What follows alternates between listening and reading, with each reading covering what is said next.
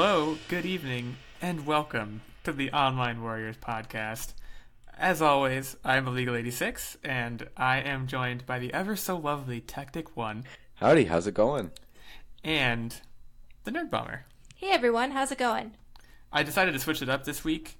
Usually I introduce the Nerd Bomber first, followed by Techtic, but I want to keep things fresh and keep our audience engaged. So, what's your feedback on that? I loved it, especially how flattering you were. Wonderful. Anything for you, buddy. Nerd Bomber, any input? I just go with the flow, man. I take whatever comes my way. That, well, you know what? Let's all take that philosophy and just take it in and apply it to our own lives. You learned something today. Welcome. We've been here for like a minute, and we're already just doling out some dope philosophy. We got a lot to talk about today. Happy Memorial Day, first of all. We'll catch up on that. I know I've done some stuff. You guys have done some stuff. 3-day weekends are great that way. But first, we're going to start the way we usually start, which is with a whole bunch of news here at the Roundtable Roundup. So, I guess to start, let's kind of roll back to I guess 2005? I mean, when was the last time you had an iPod Touch and actually used it? I know my last device for listening to music was probably an iPod, like the iPod Classic. I think that came out, it was sometime when I was in college because I wanted it for my car and it had a lot of storage on it and it was like the pre-Spotify era. But that was the last iPod. I never had an iPod Touch. I never had an iPod Touch? Never. Wow. I had a Zune. I was a Zune girl. I had the original Zune and then the Zune HD. So what you're saying is you were a weird girl. Pretty much. I mean, it was a genius device in the beginning because you could share music with people. It had streaming, like a subscription service before Spotify was a thing. It was way ahead of its time. Yeah, it really was. I had and now we're kind of devolving. First of all, I did have an iPod Touch at one point. I also had an iPod Classic at one point. The Classic was way better than the Touch. That's just truth right there. But I also had a Creative Zen, which, if you're wondering what's a Creative Zen, so is most of the world. That looked like a little pebble, right? It was more like, so imagine an iPod Classic, but twice as thick, and worse, just worse. It had a thing that was close to a click wheel, but it wasn't a click wheel. I don't remember why I wanted it, but I wanted it. I think I thought that I could outsmart Apple, which, big mistake. See, I think that was why I wanted a Zune so bad. Everyone had Apple, and I wanted to be like the MP3 player hipster, so I really wanted the Zune. Yeah, and you wanted people to be like, whoa, what's that? You're like, it's a Zune. Here's why it's better. No, you weren't even that hip. I had a Sansa media player. Oh my gosh. Yeah. That's a deep cut. I do remember those, though. That was hip. And then I eventually did get an iPod Touch, but it was really a throw-in when I got my MacBook for school. I think I got an iPod Touch out of that same exact deal. Man, maybe we're dating ourselves right now. Probably. Being when we got to college, they gave us an iPod Touch. But I guess at that point, they were getting old because they were just giving them away with computers. I got a Walkman back with my computer. But, so the reason I bring this up is that Apple just released a new iPod Touch, which, if you're thinking, why, then, well, yeah, it's a good question. I don't know what I would say to that. So they just announced a new iPod Touch with an Apple A10 Fusion chip. So I think the market for this is, to me at least, the market for this is kids who are too young to have phones, but old enough to want a touch screen, which at this point is when you're 4, you want a touch screen. But at that point, wouldn't you just get a Kindle? You can get a Kindle Fire now for $40. But a Kindle is it's big and it's big. I don't know why else you wouldn't get it other than that it's big. I like this approach because I think it's weird. Although we grew up in an age where we pretty much used our phones to, hey, I need you to pick me up, and that was it. But it gives the kids the opportunity to have their own device with apps, which that's why everyone wants to grab mom and dad's phone or tablet or anything like that. Yeah. They can play on their little apps, do a little Candy Crush and what have you, and have their music. I think it's a great market, but I totally agree with you that it's 100% geared towards kids who want it but are too young to have the whole kit and caboodle, as they say. The weird thing that I noticed though was I don't remember what the chip was called that they put in it, but it wasn't even the most advanced chip that they have. So like it can do group FaceTime, but it's still not the most powerful chip.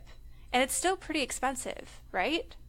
Yeah, I think so. I think the last chip, it's using the Apple A10 Fusion chip, but I think the latest chip is the A11 or something. So it's not quite up to date. Which, like, if you're gonna come out with a new iPod, why not just use the chip? But yeah, it is. So the price points for this, it's $199 for the 32 gigabyte, $299 and $399 for larger storage options that go all the way up to 256 gigabyte models. Which, like, if you're a kid and all you want is to like play Candy Crush on something that looks like a phone, you're not going to need that much space. Yeah, that I find a really difficult market for because that's how big my current iPhone 6 is, and I know I'm a little bit behind the times in terms of phones, but like I have more than enough room for tons of music, tons of photos.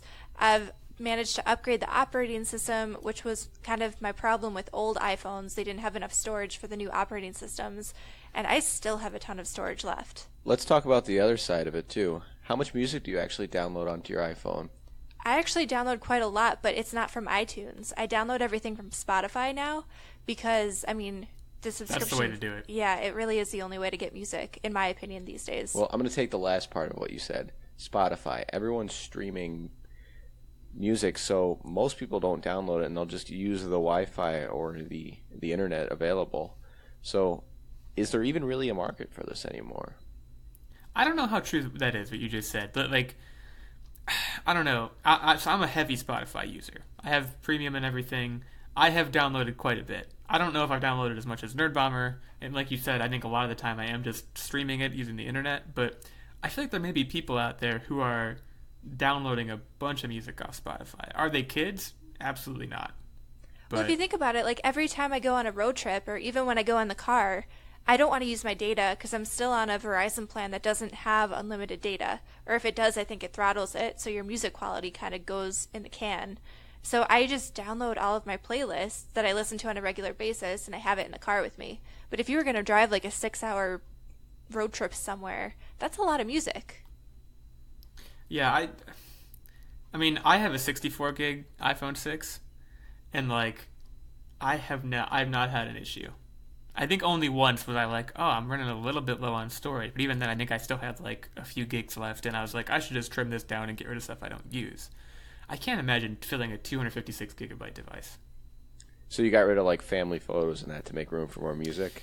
Yeah, passwords too. I'd have a lot of passwords stored on my phone. If anyone stole my phone, they would have access to like all of my bank information, and that's not a joke. That's real life. So if you're listening to this and you're a criminal, I'm an easy score. I mean, I guess I don't want to get too much into this, but you know there are apps that can like encrypt that information, right? Too hard. It's too hard. You know what's easier than an app that encrypts information? This app on your phone that's called Notes that you just write the password in it. It also helps that my password is the same for like everything, which is another thing that you're just not supposed to do. Man, you are really an easy target. Oh yeah, I'm like a cybersecurity expert would have a field day with me. They'd be like, "What are you doing?"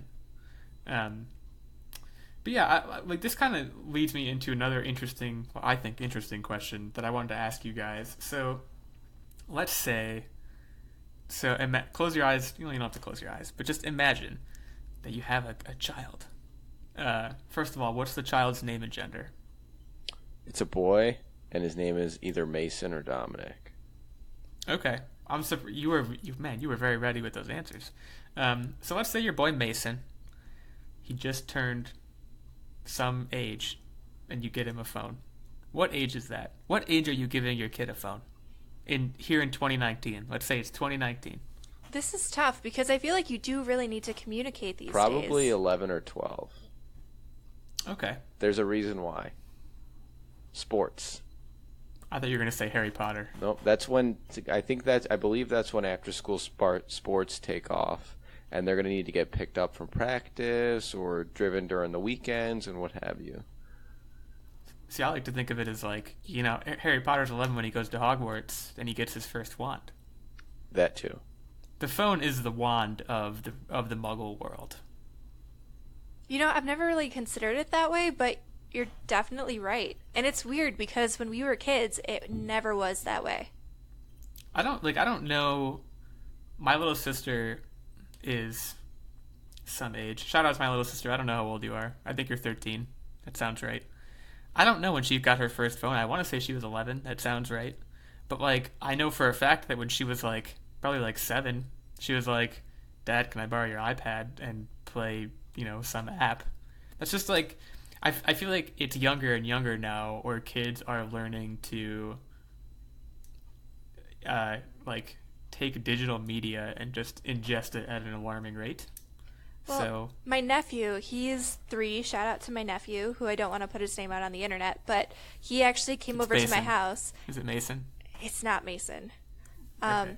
Just But call him Mason. He had It's come Jar. over, and he was in, like, going through kind of my stuff, and he was like, "Oh, can we play video games on your TV? This is your video game system." And this kid has never played a console in his life, but he already knows what it is. Like, I think they're very aware. If you're a little kid, even at an early age, like 2 or 3, I think you know what technology is. Your parents have phones, everything's on TV. I think they even might have it in like the little kid educational programs. Because like, if I was 3 and you stuck a phone in front of I feel like the sensory overload for me would just be too much. Even now, sometimes I'm like, man, I gotta get off this phone. I'm seeing phone shapes. I just can't imagine like that. Like, in terms of like the neuroplasticity of like when you're like 3 or 4 years old, that can't be good for your brain, right? Or is it? Maybe it is. I don't know. I feel like to a point, there's got to be, like, you learn a lot more at an early age, but at the same time, like, we have gaming disorders and weird, like, just almost like ADD in the digital age. Like, I know I have a really short attention span. Like, I can't just sit on on a subway or something. I need to pull out my phone. Not that I'm on a subway a lot, but like, I can't just sit in isolation. Like, I'm always scrolling. I have the same problem. Whenever I'm on the bus, if I don't have my phone out, I feel weird. And like, part of that is that like everyone has their phone out and you want to be like everyone, if you're me. But like, the other part of it is that it's like my comfort zone. And so you mentioned like on the subway that you want to take your phone out. For me, it's whenever I'm in a Subway restaurant. I want to take out my phone and just start playing Candy Crush. Shout out to Candy Crush. I mean, we had the 3 of us and another friend of ours. We had a pretty bad, in my case, it was very bad, addiction to 2048. Do you remember this game? Oh, I remember, and it had like, there was Doge 2048. That was the best version of it. The stupidest internet phone game. It's the dumbest game ever. It's just sliding block. It's mindless. Like, But not really. There was so much strategy. I was terrible at it. It feels like looking back at that game. So first of all, if you haven't played 2048, you should go look it up and play it right now because it's amazing. It's really stupid and like mindless. Well, I keep wanting to say mindless, but it's really not. I remember I would be like really intensely trying to like win 2048, which, spoiler alert, you can never win 2048. It just goes on until you lose. But I kept trying to get like higher scores, and like me and my buddy, shout out, I'm just gonna shout him out. He won't care. Shout out to Matt, our friend Matt. We would be sitting in class in college. I do not advise this approach, by the way. I remember very vividly sitting in class and both of us just playing 2048, not paying any attention. That's the danger of phone gaming. Would you call it a real addiction? I would. Well, okay, so yeah, let's transition because I want to talk about this too. Well, we all want to talk about this. To this news article about gaming disorder, which is a thing. If you didn't know, the WHO, which is the World Health Organization, just recognized gaming disorder as basically a disease. It's like a behavioral addiction. In their latest edition of the International Classification of Diseases, which I'm sure is a very cheery document. This article has a number of talking points, but it boils down to the idea that having this gaming disorder does not amount to a measurement of how much time you spend playing game, playing games. It's more like if you're cutting family out of your life, if you're like not getting enough sleep, not going to work, not going to school, things like that. I read through this article. People are talking about like there are psychologists or psychiatrists, I get them mixed up, who like they work with kids who like don't even want to get up to go to the bathroom. Which To like me, that's crazy. Like, I know I've had long gaming sessions where I haven't gone to the bathroom, but usually, like, it's because I don't have to. And having to go to the bathroom is the thing that pulls me out of it. Like, if I gotta go, I gotta go. right. See, So you heard it here first. Dehydration is better than gaming disorder. See, my whole issue with this article is that the fact that people spent the time to classify a gaming disorder as an addictive issue that exists. You could be addicted to anything. It's just now we're just going along classifying things. I don't think anything needs to be classified. You could just say you're addicted to smelling feet or whatever. If it's anything that you're doing in excess where it's taking away from other factions of your life. Okay, so first of all, you're in a safe space. Are you addicted to smelling feet? No. Was that a confession No. of any kind? No. Okay, that's good because wow, boy, that would be something else. I don't know. Like, I think addiction is a very complex thing. Like, I don't know if you can throw every addiction that exists into just one bucket of like addiction that you just treat them all the same way and like with the same mentality at least. I don't know if it's that simple. It might be. Well, that's not what I'm saying. What I'm saying is don't spend the time classifying each one. Treat each one as its own thing. Yes, but this whole article was about, hey, this is a thing. We're acknowledging this is a thing. That doesn't. Time didn't need to be spent on doing that. You know what I'm saying? You're saying that from a diagnosis standpoint, it doesn't need to be this big thing. It's like we realize that you can be addicted to games in addition to other things. You can be addicted to anything. Exactly. Like maybe sniffing feet. I don't like know. sniffing toes. Yeah. Sorry. Go ahead. I was just on Twitter, and one of the things that I read, and I don't remember who posted this, but it was like an article from last year. Actually, shout out to @Dr. Coert. And she'd posted the amount of dopamine released when you play video games is akin to a donut, not heroin. So, and I guess that was a scientific study that she pulled that from. And like donuts are good, but I love donuts. Yeah, donuts pretty much my heroin. but like you don't see a donut addiction out there in the world. I think honestly, it just comes down to the individual. If you have an addictive personality, you're going to find something and you're going to latch onto it. And I think people use it as a means of escape, but I don't think video games itself is the culprit. I think it's more just self-control for some people, or even just like you would have that tendency to latch onto an escape anyway. But I'm not a doctor, so what do I know? So I definitely agree with a few things that you said there. Like, I agree that having an addictive personality is a big part of it, and like, yeah, I think in most, if not all cases, it devolves into just how much willpower do you have. But I'm not like when you say like no one is out there with a donut addiction, that just ain't true. There's people out there with donut addictions. I mean, like, is it donuts specifically? Maybe not, but like, we live in like one of the most obese and diabetic countries, probably the most obese and diabetic country in the history of the world. So like, do you consider that an addiction to sugar and fat? Yeah, that's a good point. Like, I don't know, like, and they had that show. Remember that show? What channel was it on? My Strange Addiction. Remember that show? Mm-hmm.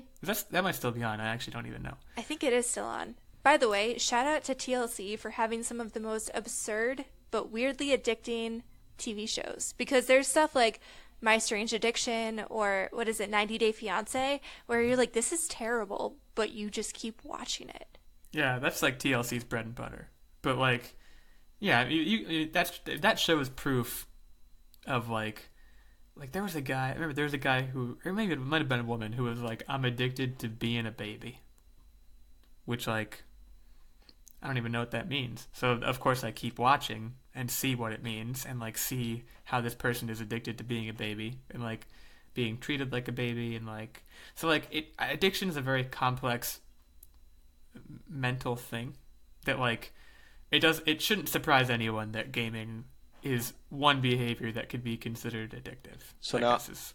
I'm going to pose another question, and this is why is this classified now?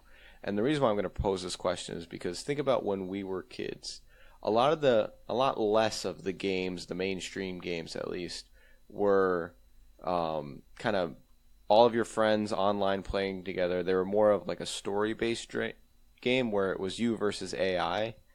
And our parents had the ability to unplug it, and you just lost the game. You didn't disconnect from your friends. Whereas now, since you're connected with your friends, it's not really that you're being antisocial, quote unquote, and that they might be discouraged from pulling you away because they're thinking to themselves, well, hey, my kid's being social, which opens the door for them to not want to walk away. Thoughts? Actually, you bring up an interesting point. Sorry. When, like, even if you think about why it's diagnosed now, video games, when they first came out, like, you had to leave your house and go to an arcade. And I'm sure there were people who sunk a lot of money into arcade games, but, like, at the end of the day, the arcade closed and you had to go home. Now, like, video games are everywhere. There are games that you can start playing on your phone, like Fallout Shelter, for one. Like, you could play that on your phone, and then you could come home on your console and boot it up. Maybe not the same save file, but the same game on your console. Pokemon Let's Go Eevee is a perfect one. You can catch all the Pokemon and then get them in Eevee. Mm-hmm. You just go to the Safari Zone, duh. There's no doubt that the industry has changed, I think, in more ways than one. And in a certain way that, like, I almost think that game developers have dollar signs in their eyes that are getting them to say, we need to make this game the most addictive game in the world. Be it a financial addiction or a mental addiction or just, they want to make games that people just can't tear themselves away from. And I honestly don't know that that was, like, the initial intent of video games. Like, when Pong came out, I doubt those guys are like, these people are going to be playing this forever. It was like, it was just, oh, this will be a fun little diversion that you can do for a while you're, like, at the bar waiting for a friend, something like that. And, like, even when you got to, like, Donkey Kong and, like, Super Mario, it was like, okay, you play this story and you beat this game and then it's done. Whereas, like, now especially with games like Overwatch and, Fortnite and all these games where, like, it never ends because there's no story. It's just you show up, you play, you maybe win some things that are cool, you do it with your friends. It's this social experience, which that part is, like, great in certain ways, but it also definitely feeds into this idea of, like, we want to addict you to this so that you will pay us more money, etc. And then DLC. Well, right, and but that's a perfect example of what I mean. Is, like, developers want your money, and they want to maximize the amount of time you will spend playing a game. So it's just in their best interest to make it something that you can't tear yourself away from. And, like, to me, I don't know, like, this kind of leads me to a question that I wanted to ask you guys on this topic that is a little more personal, which is, like, what do you think is the most addicted that you've ever been to a game? That's a really good question. There have been a few games, like, I feel like I get addicted, quote unquote, to a game for a couple days at most. I've never really had a game addiction that spans for longer than maybe a week max. The closest I would maybe say is Rocket League. When we really got into Rocket League, there was a point in time when the weather was just crappy, and I remember even thinking, like, oh, we could go to the movies, we could do something else with our time, and then we ended up just staying home up until 2 a.m. playing Rocket League. And, like, we weren't gaining anything. We weren't playing in, like, a tournament. We were just playing. And I would say maybe that was the most addicted I've been, to the point where I was sinking money into the game to try to get better cars. And Rocket League is what I was expecting you to say. Yeah. See, but here's the counterpoint to that. Were you addicted to the game, or did you just enjoy playing with me? See, that's a good point, because it was something that we were able to do together, and it was something a little bit more interactive than, say, watching a movie. So I think maybe it was a little bit of both. It was probably the circumstances and the game itself, because we also did get really addicted to the feedback loop of, oh, do you think we're going to get another crate? And, oh, like, when do you think we're going to get better? Do you think we're going to be able to aerial anytime soon? No. Well, right, but so the idea of, like, all of these games, so, like, I've never played Rocket League. For me, online multiplayer is a rare thing. Like, I played Destiny a little bit way back when I was playing like Call of Duty in the Modern Warfare days a little bit, and like they have these perks that you can unlock and these progression trees that if you get a certain amount of XP, you level up and you get more gear, and like it's just designed to keep you wired in. Like, luckily for me, my gaming experiences tend to be, okay, I'm going to play this campaign, and no matter how long it is, it's going to end. And then, if I am at that point addicted to it, which I'm sure that, like, there are certain games that I know I've been like, man, I can't wait to play this game. But, like, again, you ask the question of, is that addiction in the clinical sense, or is it just, I really like this game, and, like, I like it for this concrete and perhaps constructive reason. Like, it's hard to draw that line, but I'm sure that there's ways that the WHO is doing that. Mm-hmm. In terms of like the most addicted I've been to a game, I want to say like Metroid Prime, like way back. Like, I would just like that for me. That's what addiction is like a gaming addiction is like I go on a binge with a game, but like you said, it's like a couple of days and then it's over. So like, for me, I'm more addicted to companionship because I grew up with an identical twin brother, and so when games were introduced to us, it was always split screen co-op everything. So it's tough for me when I'm off on my own to just like dive into a story and just feel that addiction and never want to walk away because I start to get needy and want to be around people again. And that's why, to the point of Rocket League, where I'm able to dive into that much easier for a longer span of time than I am, say, a Assassin's Creed storyline type dealy. we really could do an entire episode probably where we just delve into the bygone glories of split screen and how much we miss it, because I miss it like every day. That to me, that was and probably will always be the golden age of gaming. There's just nothing like split screen, and I feel like kids these days are kind of done a disservice because they'll never know the golden age of split screen. But there's just really something to sitting in a room with one other person, even up to like 6 other people, playing the same game, whether it's multiple screens, one screen, and just having that direct interaction. Because voice chat is fun, but there's nothing like being able to reach over and like razz your friend in person because they missed a shot or something like that. It's so much more communal, and I'm going to talk about later I teased last week that I was going to be going to a LAN party, and I did, and like I could talk about the positive aspects of playing a game like Halo in a room with people versus playing it online for hours. I could talk about that because it's just it feels so much more communal. It's so much more of an interpersonal experience than playing an online game could ever be. And I am truly sad for this generation and for the future generations that will just never get to experience it, because I think that door has officially been closed. No, shout out to Borderlands for keeping split screen alive. Shout out to Borderlands. Go buy Borderlands. Support the split screen industry. Not a sponsor. Before we get into our next topic, we're going to do an ad break. Hey, Techtic, do you like listening to podcasts? I love listening to podcasts. Why do you ask? Well, there's this really cool new app called Podcoin, and it actually pays you to listen to podcasts. I can get paid to listen to podcasts? Yep, for every minute of podcasts that you listen to, you start to accrue Podcoin. And those Podcoin can be used to get gift cards, donate to charity. It's a really great way to earn some money while listening to podcasts you already love. Sweet. You can check it out on Android and iPhone. Hey guys, it's Kyle. And Nick. And we're from Dem Fancy Dinosaurs. A weekly comedy podcast revolving around movies, TV shows, and pop culture. We release a new episode every Thursday.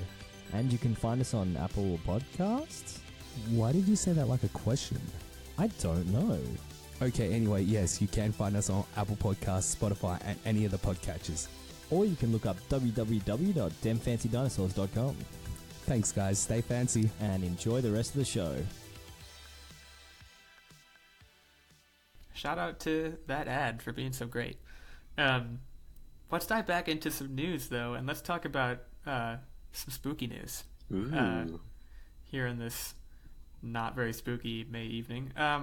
So the New York Times recently published an article, I think this was a couple of days ago, basically interviewing Navy pilots who have claimed to have sighted UFOs basically on a daily basis back in 2014 and 2015. And yeah, you should go read this article right now if you haven't, because it's pretty eerie.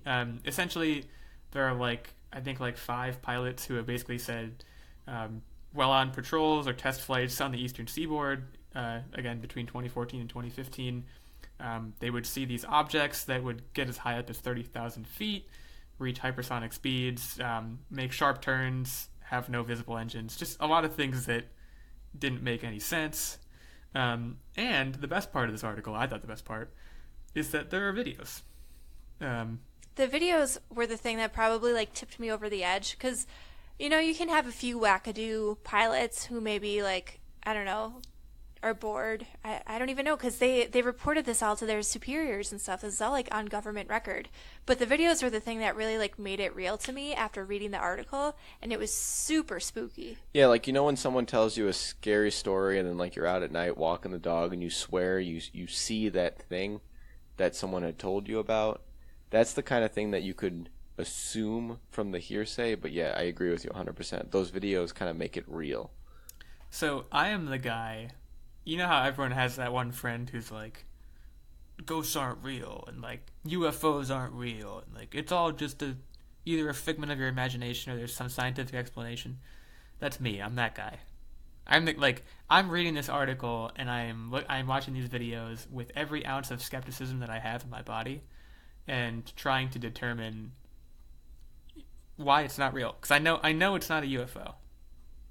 Well, I mean, technically, it is a UFO. It might not be an alien, but it is an unidentified flying object. So that's it's a real terminology that could be applied here. Let me rephrase. It's extremely unlikely, if not impossible, that it's an alien object. If you want me to believe something far-fetched about this, I will more than gladly believe that it's a government conspiracy. Both because I think that's more interesting and because I think it's also more possible. Well, the thing that kind of struck me, because I was thinking about that too, maybe there was some kind of government test thing going on, and so they wouldn't tell the pilots what was going on because it was supposed to be secret. But the weird thing was that these were airspaces that were supposed to be restricted for fighter pilot training. So there shouldn't have been any classified devices or drones, and they would have had record if there was some kind of commercial drone in that airspace, and they didn't. Well, but what you're not thinking about is that, let's say the Navy is flying these UFOs in cordoned off airspace. You assume the experiment is let's do test flights of these aircraft. It might actually be let's fly these weird ass looking aircraft near these pilots, almost hit them, because there's basically an anecdote in the article that talks about how this pilot saw this thing whoosh by him, essentially very close to him, and he was freaking out because it almost hit him. But it could be a psychological study on what's the effect on the pilots of seeing something bizarre in the air, and how do they react to it. How would a Navy pilot react to seeing a Russian aircraft that just looked out of this world? Or maybe they were testing stealth devices and seeing if they could even pick them up or see them. Well, right, because there were also a lot of reports that stuff was showing up on radar, and then the pilots would look for them and not be able to see them with their own eyes. So then what are we talking about here? I mean, a lot of people would argue you're talking about alien aircraft. Well, the thing that kind of sold me a little bit more that it might not have been something humanly made. So one of the pilots was saying that the G-forces that this thing would experience based on the speed and the turns that it was making would not be able to be survived by a human. Human bodies just can't survive that type of G-force. At the same time, the durations that these things were flying at, there's no way a battery could support a drone flying for that long at those type of speeds, at those type of tight turns. Right, so there's reports of being in the air for something like 12 hours, and again, going up to 30,000 feet and going at hypersonic speeds. There's a lot in question, and then of course what we haven't even really talked about is the shape of these things. I could get behind all of the things with it being a drone except for the 12-hour dwell. That is just an insane amount of time to be sitting there loitering on a battery without any visible propulsion or anything else keeping it up.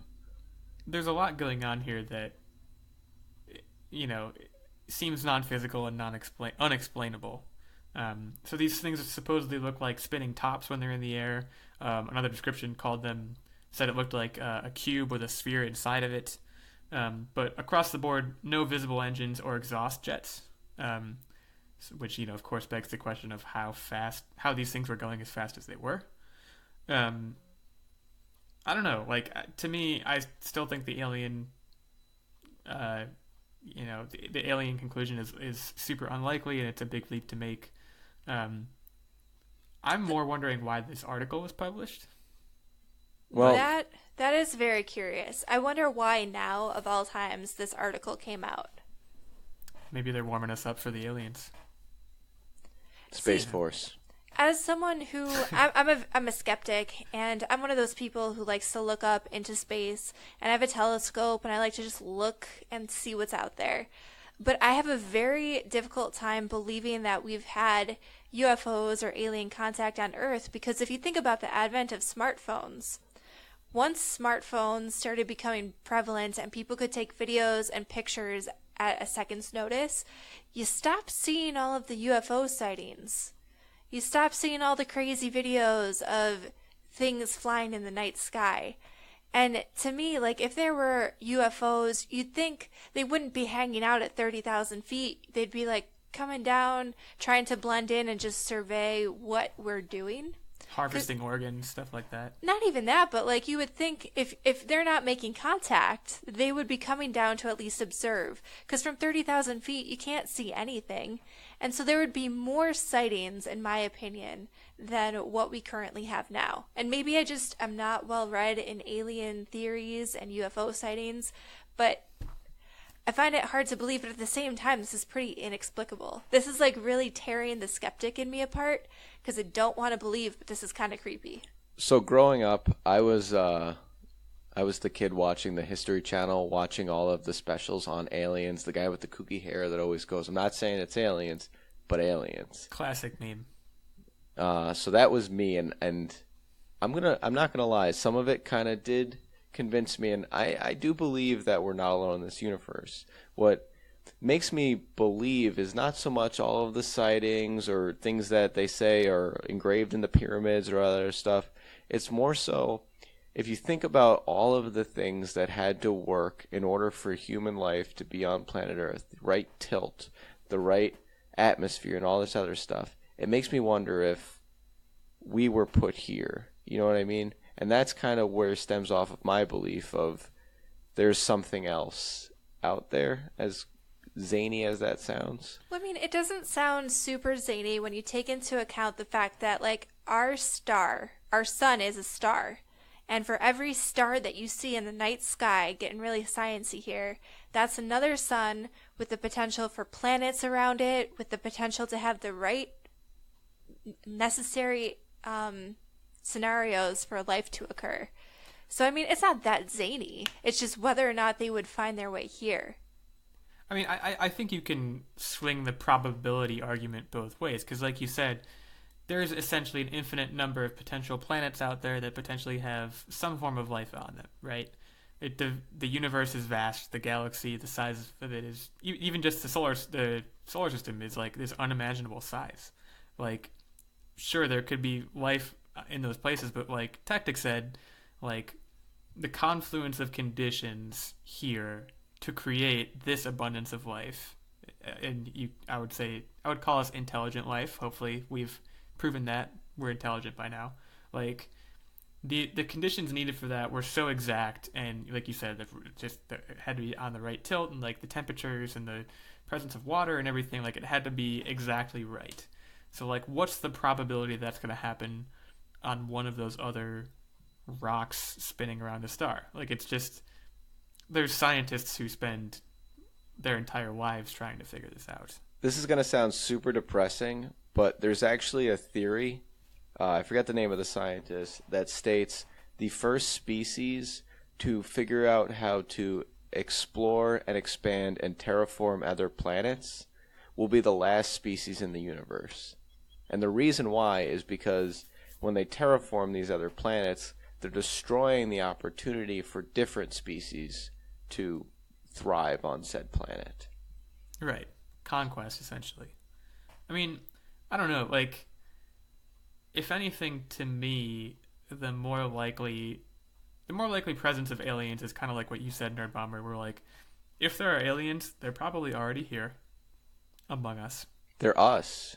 Like, figuring us out, figuring out whether we are hostile to them, whether we're a threat to them, or maybe what they can learn from us. I mean, there have been so many movies that have tried to document kind of that sort of encounter.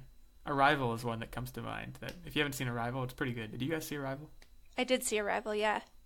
I kind of always think of stuff like that where like they show up, everyone's like, oh my god, they're here.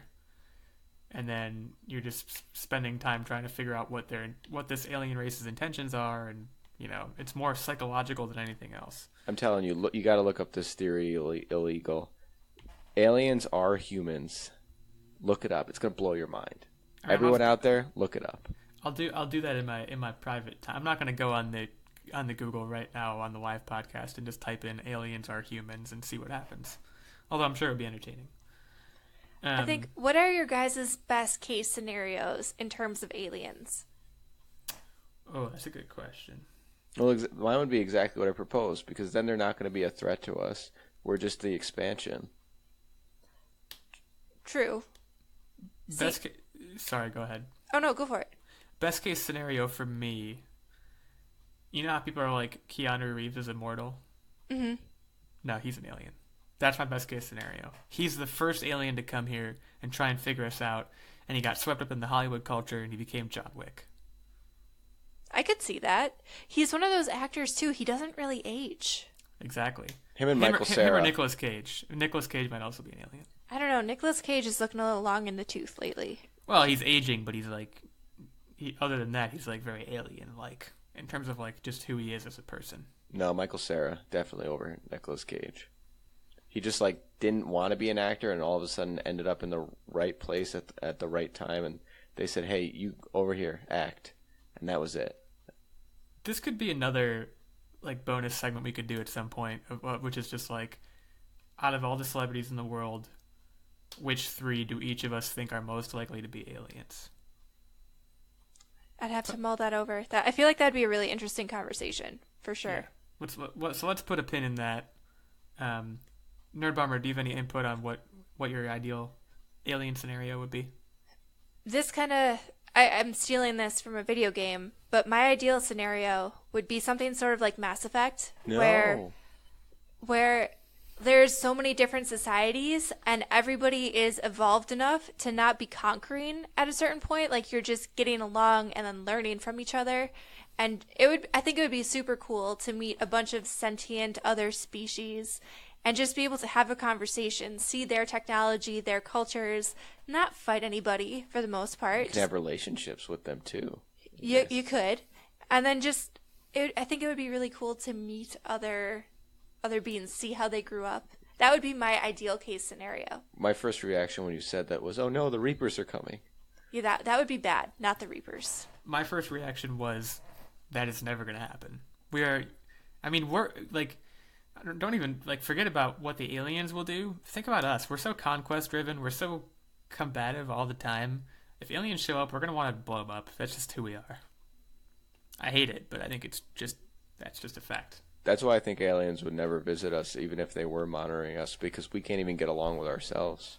Yeah, they would only visit us to wipe us out. That's my not at all pessimistic view of it, anyways.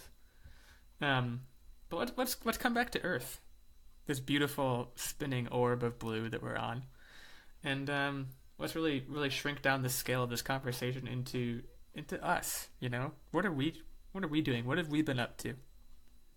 Wednesday, yeah. What have we been up to Wednesday? And I'm going to start off with my man Techtic 1, because he's first on the show notes here. I'm beautiful, and I get to start. Wow, what a day! What a day! It's really a banner day for you. Okay, so as you know from the last podcast, I had talked about some upgrades coming. Well, the biggest upgrade that I'm most excited for is I finished making a desk. And it is a 10-foot long masterpiece. Came out great. So really excited about that. That was done. And celebrated Memorial Day. And nothing else, really. I'm going to hand it over to Nerdbauer because she's really the exciting one in this group. The desk is beautiful. I just want to say that. It's a, like you said, she's a 10-footer.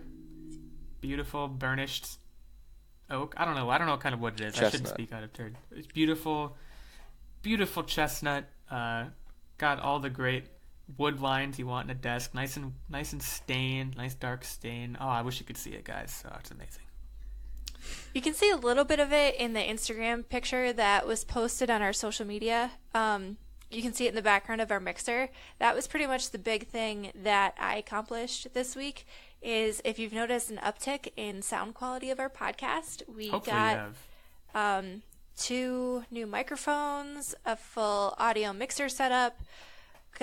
It took a while to kind of get started recording today because there were a lot of technical difficulties in getting new hardware set up, but I think it was worth it and super cool. All set up on the new desk. It's great. We've got a whole studio thing going on now. And if you're wondering why I still sound exactly the same and probably worse, it's because I've changed nothing. I'm resistant to change. I don't like change. I'll probably do it eventually, though. For those that aren't aware of this, by the way, we don't record this podcast in the same room. I don't know if people know. Do you think people know that by this point? I don't know. I think we might have talked about being in different locations at some point. But yes, Techtic and we are in one location, and Illeagle is in another. You might even say we're in different locations. So, yeah. I have the same trusty dusty blue microphone, Blue Snowball. Shout out to Blue. You make good microphones. I've done a lot this past week, though. This is going to be one of my busier What Are You Up To Wednesday updates. So first things first, I mentioned the LAN party. I guess I don't have to say much more about that, just that it was fun. Halo 3 was the game of choice, played for like 4 or 5 hours. That's a good one. I think I availed myself quite well. I won quite a few matches. I'm a battle rifle fiend, if you must know. How many people were in your LAN? It was meager. It was just 8. It wasn't like a big boy, but it was enough to get 2 full boxes and 2 full TVs going and get some good, like you've said, jabbering back at each other. There was like some fist bumping and like very bro. Like I drank a beer at one point. It was, man, it was crazy. But yeah, played for quite a few hours. Had a really good time with that. That was the kickoff to my long weekend. I also saw 2 movies this past week. I think I mentioned last week I was going to see Tolkien, which was pretty good. I saw Booksmart on Sunday, which I think was even better. That has like really high Rotten Tomatoes reviews, and they're very justified. It's kind of one of those movies where like what you see is exactly what you're going to get, but it's very well executed. It's very funny. Has some really great cameo roles in it, so I'd strongly recommend it to anyone who hasn't seen it. Plus, I think it's important to support kind of indie movies like that rather than the big blockbuster boys. That one was produced by Olivia Wilde, right? Yeah, directed. I think maybe produced by Will Ferrell and Adam McKay and directed by Olivia Wilde. Interesting. And her husband, Jason Sudeikis, has kind of a supporting role in it that's super, super funny. So yeah, definitely check it out if you are wondering what's out there to see. Gaming wise too, I've started a new game, happy to report, although I shouldn't really call it a new game because it's Bioshock, guys. Bioshock 1. It came out in like 2007 or something. This game, if you've done yourself a disservice by not playing this game, because I feel like it's right up your alley. I know Dead Space is one of your favorite games, and I feel like this kind of fits a little bit. It's almost exact like that game, Dead Space, Prey, which I recently played, Last of Us, like anything that's kind of like at least remotely survival horror-y and has like progression and like skill trees and stuff, like I'm going to be very into it. So yeah, I was late to this party, but I got the collection, so got the collection for $15 on the PlayStation Store, which I think that deal is still available, so definitely check it out if you're a PlayStation player and want to get a great deal on 3 quality games for like $5 each. How far are you into Bioshock? I I don't know exactly because they don't give you like a percentage or anything. I mean, I've put in a few solid hours. Did you take down any big daddies yet? Oh, I've taken down. Well, so actually, it's fun. It's funny. So not many, like probably like 6 or 7 at this point. But on the latest level, the one I'm on right now, I've killed 4 out of 3 big daddies. You know how like when you press start and it says like here's how many big daddies are in this level. Mm-hmm. I killed all 3, and then there was a 4th, so I killed him. Do you save the little girls or no? I do. Which I think at this point seems like super worth it because then what's her name gives you those teddy bears and they're like chock full of goodies. I don't know, like just make sure you're consistent. If you save them, continue to save them. Yeah, I mean, I had no plans to not save them because I'm a good guy, you know. That's who I am. So are you going into this game and this series as a whole blind? Like, do you know much about it, or do you just know like it's a good game? You've kind of started playing it. No idea of the plot. Don't tell me. I've heard good. Like I'm really excited for Infinite because I've heard that Infinite is like legitimately like people get like emotional playing Infinite, like it's intense story wise. So Infinite. So I actually played this when we were all going to school together. I skipped a bunch of classes for 2 days. I was sick and I had GameFly at the time because I was a cheap college student and I had it for like $1 a month deal or something. And I actually played that game straight through in 2 days. And that's intense. Like when I finally finished and I had to go to the class that I was going to, I was just completely like wiped because it was such a good game. Wow, you must have been addicted. That's why I brought it back, circled back around. I think you're gonna like it. That's a long campaign to do in 2 days.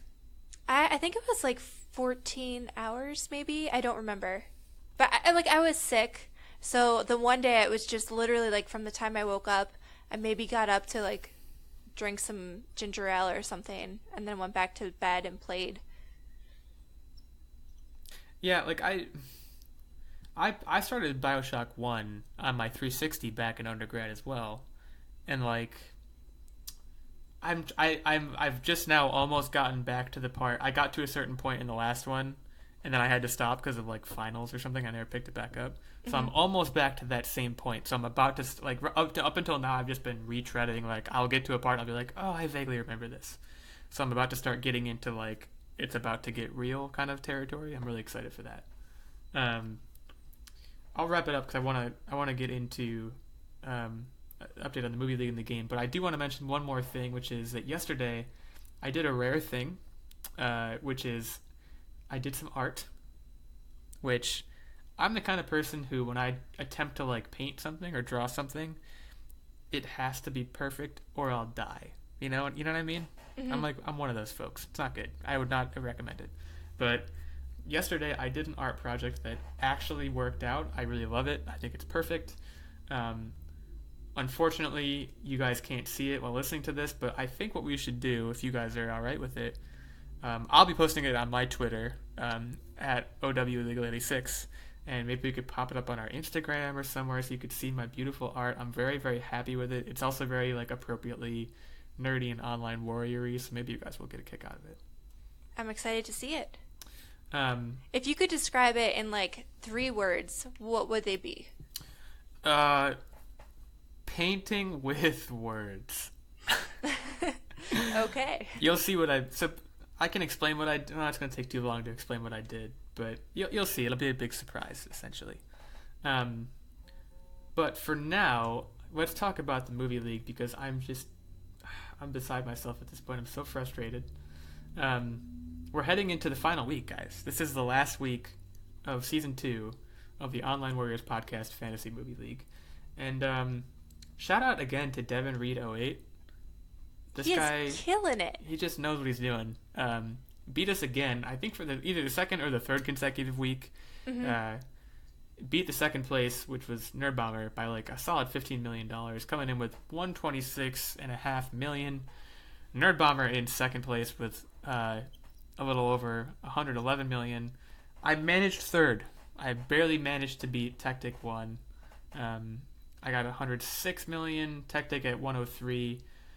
Mike Off 84 at 81.5. And then Question You're Welcome. They might have just signed up and forgotten about it. They logged a solid $0. Yeah, I know those are our friends over at Dem Fancy. They had some questions about how the format of picking movies worked. So they might still be like kind of feeling it out. They might be waiting to get into a fresh season because right now, like when you start so late, you don't have much of a chance. Right. So they're probably waiting it out and waiting for season 3 to just really, really crush us. At least crush me, because, boy, I think I'm still in 4th place overall. No, I am in 3rd place. I misspoke, but that's 3rd out of the 3 people who have been doing it for an entire season. I'm still 17 million behind Techtic, who's standing strong in 2nd place, and I don't think it's likely that I catch him in a single week. Now, what was your biggest surprise of this week? Because for me, I'd heard some kind of like questionable things about Aladdin, and so to see it do as well as it did, I think it netted 61 million this weekend, and to see it do that well was pretty impressive. Yeah, so all of us actually, looks like all 3 of us bet on one set of days. So they split up Aladdin into Friday, Saturday slots and Sunday, Monday slots. They do that with the big releases sometimes on the long weekends. Oh, that's right. I'm only looking at the one day. Yeah, so you and Techtic actually chose the Friday, Saturday slots. I chose the Sunday, Monday slot because I thought that would do better given the holiday. I don't know which of us was right. I expect that I was wrong. Yeah, I think looking at it now, Sunday, Monday only got 55, but still overall that broke 100 million. Yeah. What I found is every single time Friday, Saturday always does better when it breaks it out like that. Well, thanks for giving me your secret, man. I'm going to utilize that to destroy you now. That's fine. I've heard some good things about Aladdin. I remain skeptical. I have not seen it yet. I may see it soon. I don't have any immediate plans, but we will be going to see Aladdin tomorrow, so maybe next week we can fill you guys in on what we thought. Get hype. So yeah, season 2 is drawing to a close. This is an opportune time, in fact, probably the perfect time for anyone who wants to get in on the Fantasy Movie League with us to sign up. As has been mentioned, we are on fantasymovieleague.com under Online Warriors Podcast, and the password to get into the league, which is private, is just podcast, all lowercase. So check it out. You'll have fun doing it. Someone has to dethrone Devin Reed because he is just making us look like fools every week with his fantastic Cinepluxes. He's so good. His handle is at LAFC Devin, and I'm starting to think that like FC stands for like film club or something. Like he's got some kind of inside track that we just don't have. So if you're part of a film club, get in here and show him who's boss, I guess. Or her. We actually don't know if Devin Reed is a he or her. Isn't Devin like, it could be either one? It could be, but I think in this case it is a he because we've communicated a bit on Twitter. Alright, well that's good. I didn't want to totally misappropriate that person's gender. Let's finish things up. We have time for a game, right? Yes, we do. Well, I believe it's my turn to host this week because I won last week's game. It's my turn to win. And it's Techtic's turn to win. So, as I've mentioned, I think the last time I hosted a game, what I will often do to figure out what I'm going to game about is I look up, like, what's today? Like, today is National Blank Day. And as it happens, on the day we record this, May 28th, 2019, it is National Hamburger Day, guys. Happy National Hamburger Day. Ooh. I love hamburgers. I mean, who doesn't love a good hamburger? So I'm going to ask you a number of questions about hamburgers. It's going to be similar to our recent Sloth Facts, which was a great quiz. Let's just get right into it. Just facts about hamburgers, essentially. This first one is kind of a Price is Right style. How many ounces of meat per day does the average American man consume? Price is Right rules. If you bust, you don't get the point. Hamburger meat or just meat? Just meat in general. You'll see where this is going. Oh. Any meat. Who goes first? Ladies first, I would say. Sorry, you got the short end of the stick. All right, I'm going to say probably 10 ounces of meat. Okay, Techtic. He's thinking. I'm going to say I hear it. 16 ounces. All right, so you guys are actually both way over. Really? The average American man consumes 6.9 ounces of meat per day. So no points. Question 2 is very similar, but I think it raises an interesting question. What about the average American woman? Same question. That I'm gonna go with What? 4. What? Oh man, I messed up the order. You totally gave away your strategy. Techtic, you can go first, but you feel free to steal your answer if you want. I'm gonna go with 4. Okay, I'm gonna go with 4.5. Oh, no. Scooped ya. It's literally 4.4 ounces. Techtic gets the point. Seriously? Yeah. Incredible. And we're off, folks. Okay, so now, kind of a third question in this family of questions. What percentage of those totals is red meat? I think now it's my turn, right? Now it is your turn, yes. Okay, just want to be sure. I think chicken is fairly popular, so I'm going to say probably 80%. 80% is... You're saying what percent is red meat? Oh, okay, 20%. Sorry, my bad. Sure. No problem. Techtic? Dang, I was hoping she didn't catch that. I'm gonna go with 30% is red meat. Techtic gets another point. It's 55%, guys. That's a lot of red meat. I didn't think you were supposed to eat that Chicken much has meat red in a meat. day. Hey, I'm just reading the facts off of wincalendar.com. Think about all the fast food burgers. That's true. Well, let's kind of stay in that vein here. I don't know. It says in 2013, which I know is 6 years ago, but that's just the facts that I have in front of me. In 2013, American meat companies, interpret that however you want, produced how many pounds of beef? So Again, Price is Right. I have a kind of risque question. Oh, God. Also, Techtic goes first, so don't shout your answer out. You're talking about food only, strictly food, right? Beef. What else would beef... you know what? Don't even answer that question. So the units are pounds of Pounds. beef per year. No, just pound. In 2013, how many pounds of beef did they produce? So I guess you In could 1 think of it as year. pound. Yeah, I guess you could think of it as pounds per year, but it's really just how many pounds in that year. Okay, and what company? It just says American meat companies. Okay, so the sum total of all American meat companies. And how much does one cow weigh? I'm not going to answer that. I've given you as much information as I'm fit to give at this point. You're getting a lot of hints here, buddy. Okay, I'm going to guess 7 million pounds. All right, Nerd Bomber. I think it's going to be something like 15 million. All right, Nerd Bomber gets her first point. You were literally orders of magnitude off. 25.8 billion pounds. Wow. So Nerd Bomber gets on the board, essentially by being slightly less wrong. But I'll take it. I take yeah, points right. however I get them. Anything counts here. Guys, the world's biggest burger weighed how many pounds? And also, as an additional hint, it says here that it required a crane to flip. I don't know why it says that, but it does. All right.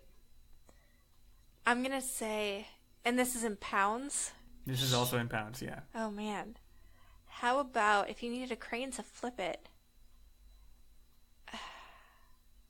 I'm going to say probably like a 500-pound burger. All right. I'm going to say 700 pounds. All right. Techtic gets the point. Again, you guys weren't really that close. 2,014 pounds. Yeah, okay. It doesn't say, but I'm assuming that it was in the year 2014, and that's why, but I don't really know. Hey, I got a joke. That's a ton of meat. That's pretty good. One of the most expensive burgers in the world is the biggest damn burger in the world, made by Juicy Foods in Corvallis, Oregon. How much does this burger cost? I'm going to guess $77.86. All right, Nerd Bomber. How many pounds was it? Doesn't say. Oh, well, it does, but I can't. Techtic already gave his answer. That would be That's cheating. true. I think that's a little bit too pricey. I think it's gonna be like $50.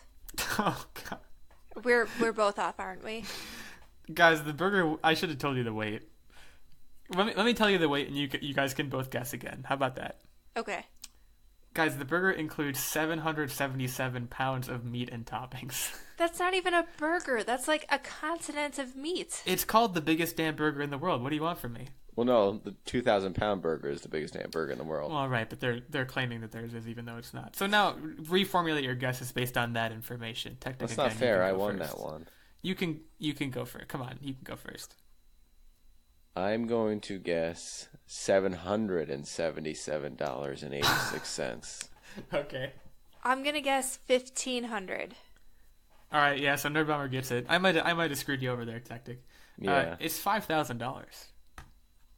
We were still quite a ways off. It must be made of like Wagyu beef or something. Like Who that is really fancy buying this Japanese burger?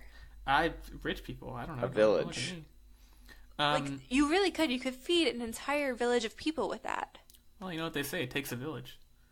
All right. So I don't exactly know how to do these last few questions, but I know that I want to do them. Let's do this. Okay, so I have in front of me a list of America's top 5 hamburger-loving U.S. cities. I don't know how this information is formulated. I just see the names of the cities in front of me. You guys can both name a city, and whichever one is higher on the list gets the point. If you guys both name cities that aren't on the list, then we'll just keep guessing. I think Nerd Bomber is first this time. Okay. I think I'm going to go with Chicago. Okay, Techtic. I'm going to go with New York City. Okay, both not on the list, so guess again. What is known for their hamburgers? I'm trying to think, like, is there a hamburger capital? Like, if it was a cheesesteak, I would say Philly. Let me go with... I'm going to go out of left field and try Milwaukee. Okay. I'm going to go Austin, Texas. Okay, both wrong again. All right. We'll do one more, and if neither of you guys get one, I'll just tell you what they are. We'll move on. I'll do Nashville. Oh, that's going to be my next guess. They love barbecue down there. I know, that's why it was going to be my next guess. What are other places that like barbecue? Not that I should be helping you, but like... I'm going to go Orlando, Florida. Okay, you guys picked some interesting cities. No, both wrong again. Nerd Bomber, you should have said Philadelphia. It was number 2. Seriously? But they have Yep. cheesesteaks. Why are they eating burgers? Yeah, what's wrong with them? I mean, it's not Stay in much your of a lane. leap to go from a cheeseburger to a cheesesteak. I don't know. Stay in your lane, Philly. So number 1 is Seattle, number 2 is Philadelphia, number 3 is Boston, number 4 Baltimore, and number 5 Miami. So I guess you were pretty close with Orlando on that last one, Techtic. Yes. Neither of you get any points for that though. I'm trying to see if there's any other... Oh yeah, this is a good one. And I think the way we'll do this one, so I have in front of me again a list of the top 5 cheeses that Americans like to melt on a burger. We're going to trade guesses until someone doesn't get one of them. That's how we're going to do this one. Okay. And I get to go first? You get to go first. Yes. I'm going to go American cheese. Okay, that's number 1 with 66% of the market share. Nerd Bomber? I'm going to say pepper jack. Pepper Jack is 40%. I don't know what these percentages mean because they add up to more than 100. But yeah, keep going. Wait, what number on the list is that? Number 2? I think it's technically number. Yeah, it's if these percentages mean anything, it's number 4. I'm gonna go cheddar. Cheddar is number 2. I'm going to go Monterey. And Nerd Bomber misses. Techtic gets the point. The 2 that you missed were Swiss and Provolone. Nice, that was the next 2 I was Really? gonna guess. People put provolone and Swiss on their I burger? put provolone on every time we get a melt when we go to like the store. But you put provolone on a sub. You don't put it on a burger. What are people eating? I'm so out of touch. Swiss burgers are definitely a thing. Yeah. Swiss and mushroom? You've seen those. Yeah, I guess. So next question, and depending on how it goes, it might be the last question. I don't know. Cheddar bacon? Come on. America's top 10 favorite hamburger chains. We'll do this the same way. You just keep guessing until someone misses one. Nerd Bomber, you go first this time. I'm going to go with McDonald's. Okay, number 1. There's a bunch, Techtic.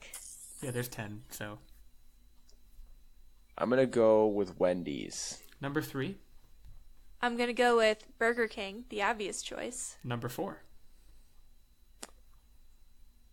Five Guys. That's number 2. How about... So you're doing great so far, first of all. Isn't Hardee's a burger joint? I'm going to go with Hardee's. So I think that's a great guess. It's not on here. So you lost again. Seriously? Yeah. Rounding out the top 10 are Steak and Shake, In-N-Out, Culver's, Sonic, Whataburger, and White Castle. Oh, White Castle would have been such a good one. Man. So Techtic essentially running away with it, 5 points to 2 points. But let's do one more question. Why the heck not? How should I do this? I have the top 5 burger toppings that Americans love. Is it like condiments or like vegetables?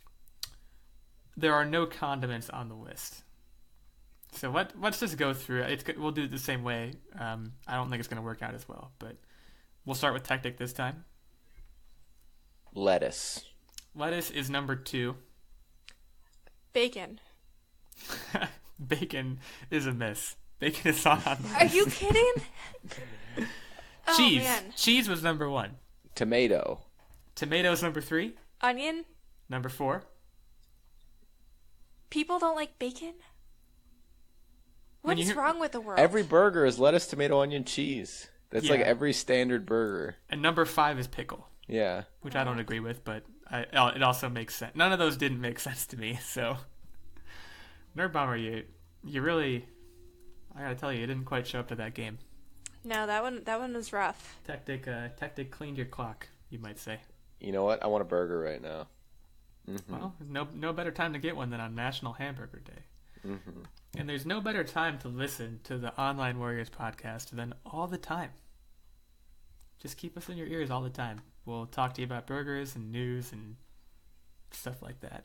Yeah, if you guys like what you hear, check us out. Subscribe on iTunes. Leave us a review. We love reviews. Please give us reviews. You can also check us out on Patreon. We have a bunch of fun stuff at every level, so everyone can enjoy. For $1, you can get a bonus segment every month.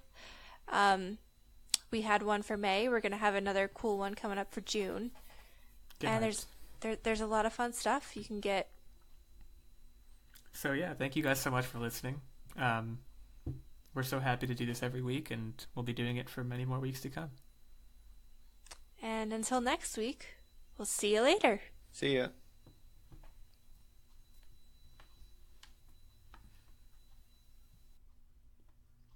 Do I stop now? Can I stop?